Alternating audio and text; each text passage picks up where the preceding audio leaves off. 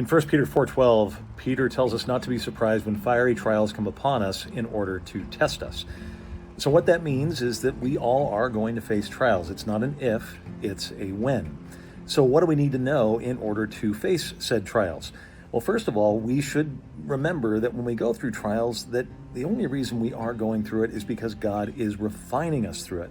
That's the word that Peter uses for fiery trials there. It carries with it the connotation of us, like gold, being refined by God so that our character might be strengthened and we might better love and serve our neighbors.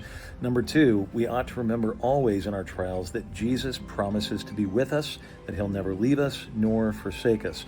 Number three, we always ought to remember that the trial is never going to be the final word. Jesus promises to deliver his people out of all the trials, whether in the moment, like he did with Shadrach, Meshach, and Abednego, or whether he chooses to wait until the end of our days. Nevertheless, he will deliver us.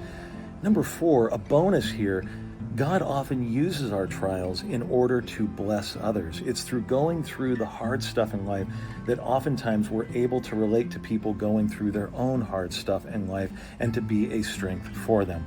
And number five, most importantly, we always ought to remember that the only reason we can endure the trial is because Jesus endured the ultimate trial for us at the cross and thereby provided salvation.